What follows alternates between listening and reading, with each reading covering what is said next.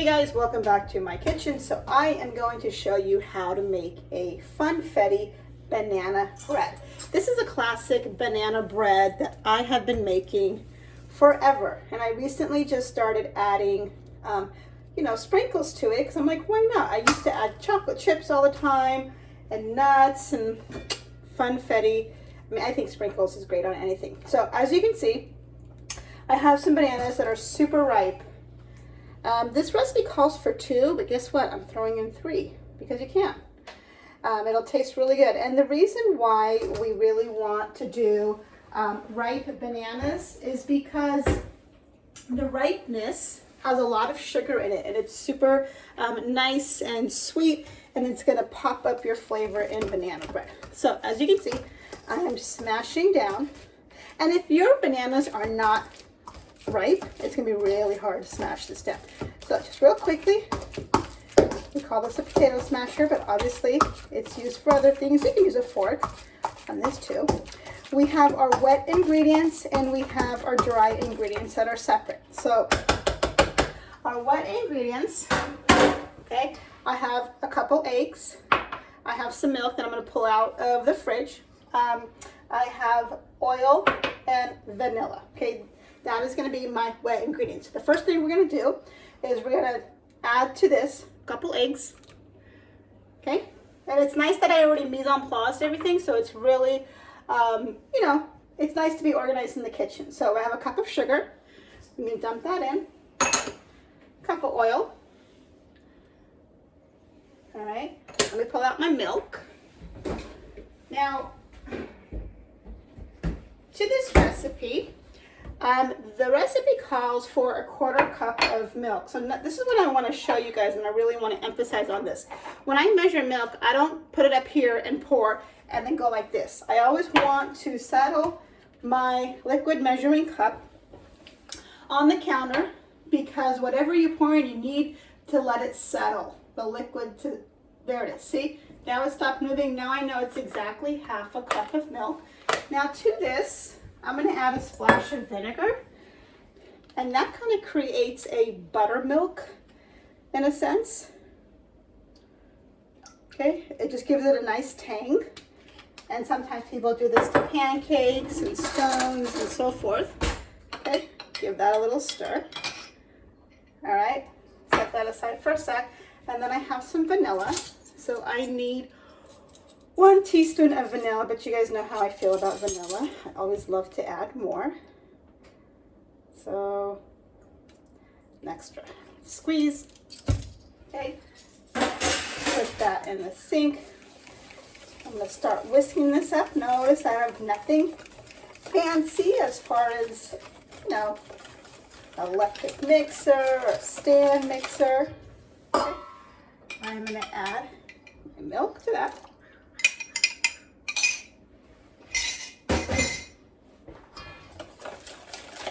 This is so easy, you guys.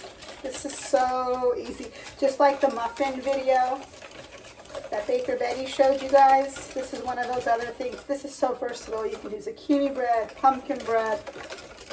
Okay. Next up, I'm going to mix my dry ingredients. So I have right here a cup and 3/4 of flour. In here are my leavening agents and salt. So I have 1 teaspoon of baking soda, 1 teaspoon of baking powder, and 1/2 teaspoon of salt. Dump that in there. Grab another fork. Should have used a whisk for this, but I am just gonna slowly mix that up. Okay. Now I'm gonna dump that in here, and of course you want to do it in batches. Now you can make muffins, you could use any size pan you want. Okay, I like to scrape out the edges.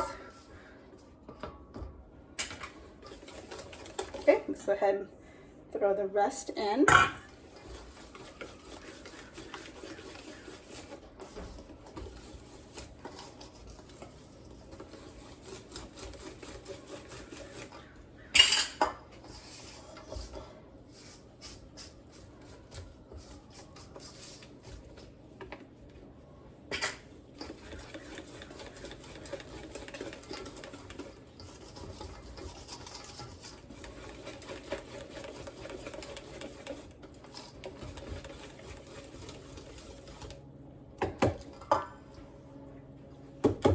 Okay, now that that's all mixed up, I have about a half a cup of sprinkles. Now these are the long, thin sprinkles. These are not the small, little shiny ones. Those, when you put into any kind of batter, that's gonna bleed, meaning the color is gonna run everywhere. This one's gonna hold true to its shape after baking. So I think I said half a cup, but I think I have a little more.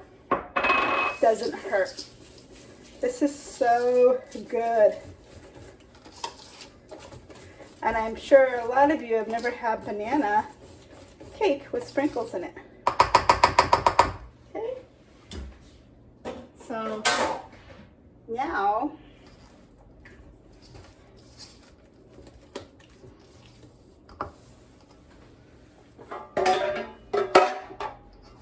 okay, I have my pan, standard loaf pan. I just like to spray this over the sink, not here, because if I spray it here, it's just gonna kind of get everywhere.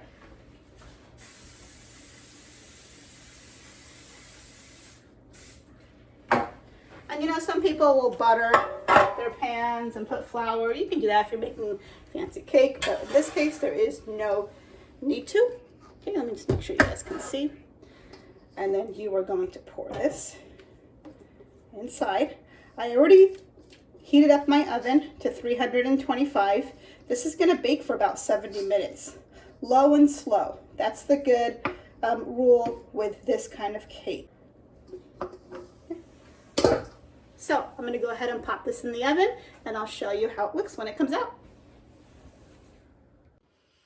Okay guys, up next I wanted to show you how to make this amazing icing that really can go on anything. If you guys love cinnamon rolls and you love the icing on top, this is all it is. So that's going to go on top of the banana bread when it comes out of the oven and after it's cold.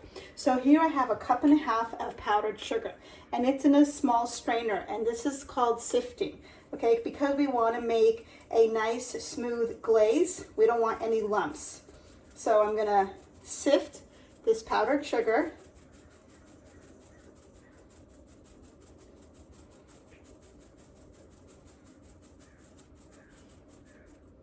And when you feel like you're getting to the edges and you have some lumps in there, that's when you can just go in and break up the lumps and continue sifting.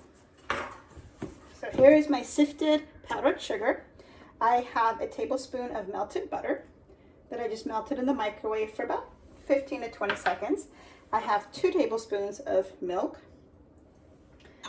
and a splash of vanilla, so about a tablespoon of vanilla or so. So all I'm going to do is just carefully whisk this together. See how it's coming along? Nice and thick. And you know, if it's too thick, you can just add a little bit of milk. If it's too runny, you didn't add enough milk, you know, you added too much milk, you can add a little more powdered sugar. Now you can make this ahead of time, but just keep in mind that it is going to get dry. So you want to make sure it's covered for it to stay fresh. Yum. You can put this on anything, but this is, and the reason it's dark right now, normally it's white, is because of the color of the vanilla. I love the taste of vanilla, so I'm always going to put a little more than the recipe says. And you don't even have to use vanilla, but it's just always a good flavor. Okay, so there it is. And so I'm going to pour this on top of my banana bread after it cools off. If I don't let it cool off, then it's just going to run everywhere. All right. All right, my bread just came out of the oven. I'm going to go ahead and check to see if the middle is cooked all the way. And it is, because this stick came out dry. That means it's completely cooked. Another way is you can just kind of touch it, okay? If it's firm to the touch, that means it is done as well. So I'm gonna let this cool off in the pan for about 5 minutes or so, and I'm gonna flip it on to a cooling rack, and then once it's completely cooled, we'll go ahead and put the icing on.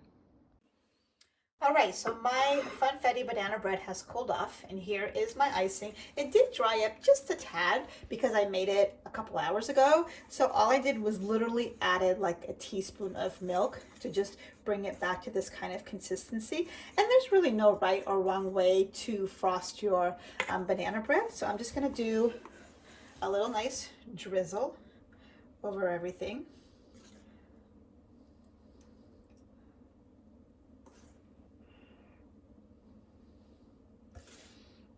This looks so good.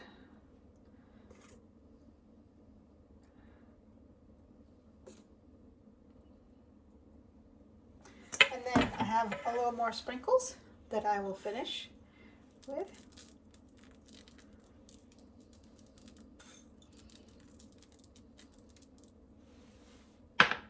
And then we'll cut into it. I have a serrated knife. I don't really like the edges, so I'm going to cut the edge. Okay, and then I'm going to cut another piece. Oh my gosh, it looks so good. And this is where a serrated knife really does come in handy.